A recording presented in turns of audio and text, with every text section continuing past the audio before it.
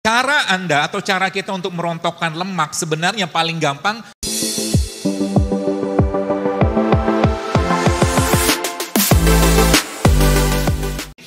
Makan yang paling baik adalah makan waktu matahari terbit dan sebelum matahari tenggelam. Itu sebabnya Nabi SAW habis Isya ngapain? Gak makan lagi. Jadi kalau Anda mulai sekarang pengen sehat, malam jangan makan. Baru saja ngomong begini gitu kan, tiba-tiba suami, istri, anak bawa martabak, bawa nasi goreng gitu, baru saja. Apa yang Anda katakan? A'udzubillahi minasyaitonirrajim. Gitu. Jadi kenapa? Karena memang Rasulullah SAW habis Isya nggak makan, tidur. Ya, jadi cara Anda atau cara kita untuk merontokkan lemak sebenarnya paling gampang banyakin tidurnya, tapi banyakin dalam konteks yang positif ya, karena memang secara sains memang orang yang tidur 7-8 jam tubuhnya bisa membakar lemak sendiri. Gitu ya. Makanya waktu pagi, jadi waktu kita tidur itu kan kita ngapain sih? Puasa. Kan nggak makan.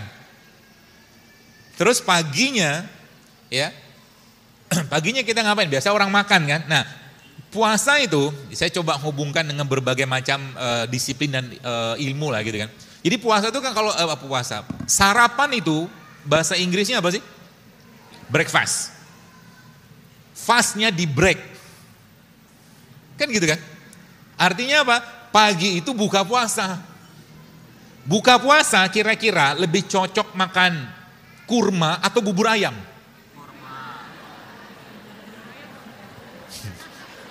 Pengennya kurma dok, tapi kenyataannya bubur ayam.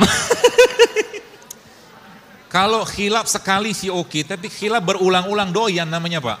Khilafnya istiqomah dok. Jadi dari sini kita paham dan itu nanti mulai masuk, kita mulai paham nanti bagaimana cara ngatur makan. Ya, karena memang kata kuncinya atur makanannya. Ya, dari apa yang Nabi sampaikan dan bagaimana sains menjelaskan tentang itu gitu kan. Jadi secara umum Nabi itu contohnya, jadi Nabi itu apa? Rasulullah SAW Al-Quran berjalan, apa yang beliau kerjakan itu Al-Quran semua base-nya. Dan wahyu dari Allah Subhanahu Wa Taala kan gitu. Sehingga nanti kita mencontoh Nabi itu ya apa yang beliau kerjakan dan ada pada Al-Quran itulah bagian dari ya mungkin bahasa keren sekarang Tibun Nabawi gitu kan. Tapi bahasa lain saya kan jurusnya Rasulullah. Ya sekarang lagi heboh-heboh banget tuh. Ya, jadi bagaimana kita mengikuti perilaku Nabi mulai dari bangun tidur sampai mau tidur lagi itulah yang kita kerjakan tiap hari gitu kan. Nabi makan apa? Saya sangat yakin kalau seandainya di zaman Nabi itu ada cilok, ada cireng, seblak, Nabi nggak makan.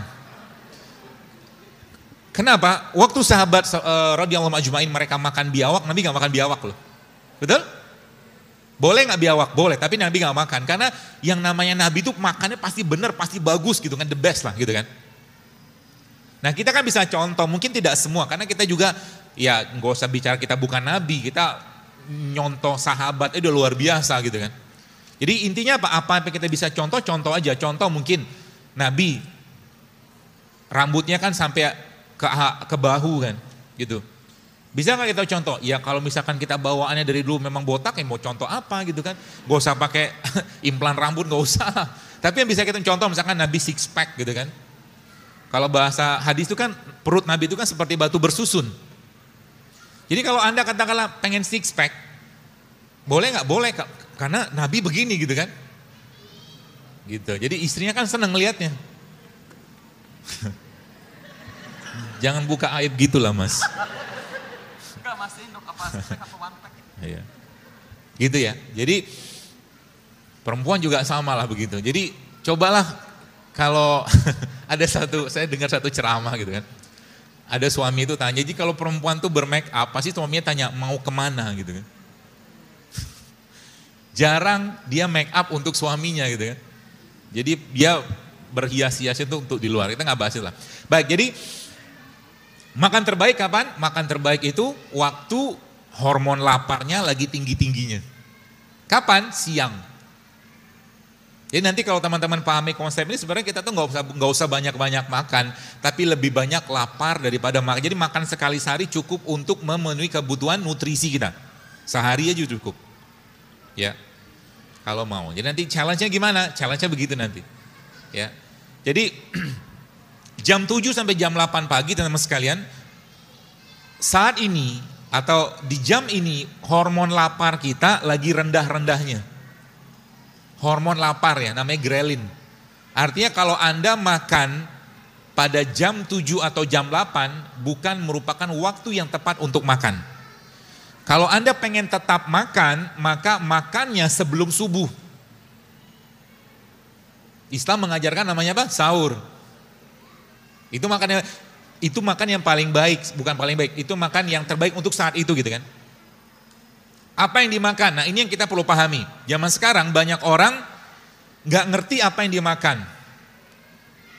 Allah Subhanahu wa taala sudah sampaikan dalam surat Abasa, "Falyanzuril insana ila ta'ami anna sababna ma sabba." Jadi Allah katakan, tidakkah kau perhatikan apa yang kalian makan gitu kan tiap hari.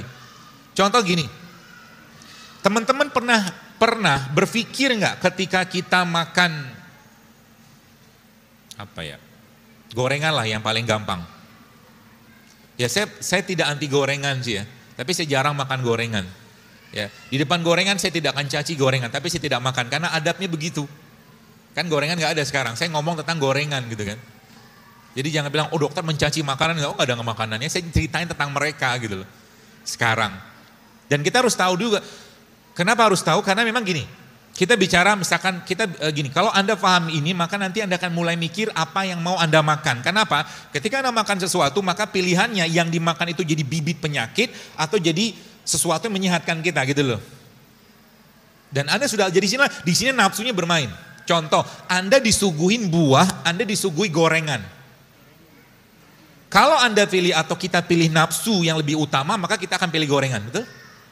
Tapi kalau kita pakai akal kita, pakai iman kita, maka kita akan pilih buah. Gitu. Kalau udah sampai pada begitu, maka apa yang terjadi tiap hari itu kita akan seperti itu, yang dimakan tuh benar terus gitu kan. Kenapa? Karena kemarin ada teman yang nge-WA saya, 10 tahun yang lalu saya sudah pernah tulis di Twitter, zaman Twitter. Saya bilang, suatu hari kelak Indonesia ini akan kebanjiran autoimun kalau pola makan masih kayak begini. Ternyata benar sekarang. Autoimun kan luar biasa sekarang. Lupus lah, rematik lah, banyak banget. Gara-gara apa? Gara-gara orang gak ngerti apa yang dia makan. Orang kampung zaman dulu gak ngerti sosis Pak. Betul? Orang kampung dulu gak ngerti nugget loh. Orang kampung dulu nggak ngerti makanan atau minuman kemasan. Mereka minumnya air kelapa. Kan gitu. Tapi sekarang yang dimakan mereka apa? Sebagian besar sudah kemasan semua. Kata kunci pertama mulai sekarang, avoid processed food. Jadi kalau Anda mau sehat mulai sekarang, hindari semua makanan yang diolah. Jadi kalau Anda pengen makan makan bakso, boleh nggak? Boleh sekali-sekali. Tapi Anda makan bakso itu pengen makan dagingnya, tepungnya, atau rasanya. Kalau Anda pengen makan dagingnya, maka makan daging, bikin sup ikan, bikin apa gitu loh. Tapi kalau Anda pengen makan rasanya, maka kita sudah kecanduan. Nah, ini saya sampaikan berulang-ulang. Bagi Anda yang ada kalimat ini keluar dari lisan Anda mengatakan, saya tidak minum kopi pagi-pagi, saya pusing, maka Anda sakau seperti orang narkoba. Jadi makanan itu juga bisa memberikan kecanduan seperti halnya obat dan alkohol. Sama dia. Kalau pagi-pagi saya tidak minum teh, maka saya bisa lemes. Kalau udah kayak begini kata-kata yang keluar, maka bisa dipastikan kita sudah, kalau bahasa saya sudah sakau, udah kecanduan dengan makanan atau minuman tadi. Ya, maka dari sini kita akan belajar bagaimana cara mengatasinya. Dan yang penting sih pola sebenarnya. Kalau polanya paham, nanti teman-teman bisa memilih-milih apa yang harus dimakan, apa yang harus diminum. Ya, jadi kunci pertama adalah bahwa semua isi badan kita ini yang ngolah siapa? Yang ngolah perut kan? Yang ngolah perut, maka kata kuncinya ada di perut. Kalau kita bicara di perut teman-teman sekalian, maka ada 3 poin yang Anda perlu pahami di perut. Perut itu obatnya apa? Puasa, yang pertama.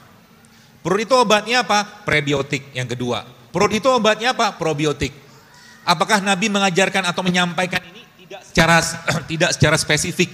Tapi Nabi menunjukkan pola-pola itu gitu. Dan kita contoh itu. Contoh misalkan kalau Anda yang pernah buat air rendeman kurma. Air rendeman kurma itu apa sebenarnya? Kurma itu prebiotik. Kurma prebiotik. Dan pernah saya sampaikan bahwa kalau Anda pengen makan buah dan sayur, maka makanlah semuanya. Contoh, Anda misalkan pengen makan semangka. Semangka itu dari bagian kulit hijaunya sampai bijinya sampai dagingnya bermanfaat semua. Ya. Kalau kedondong gimana dok? Gitu kan. Kedondong sih saya belum dapat datanya. Tapi kalau semangka itu sangat bagus. Ya, bijinya bagus, bahkan bijinya bisa dipakai untuk membantu kesuburan pria dan wanita. Anggur juga sama. Ya, anggur itu bijinya itu punya minyak, yang minyak itu dia berperan sangat baik untuk melenturkan pembuluh darah kita, jantung semua. Itu minyak biji anggur namanya. Jadi apa-apa yang Allah ciptakan itu semuanya pasti bermanfaat.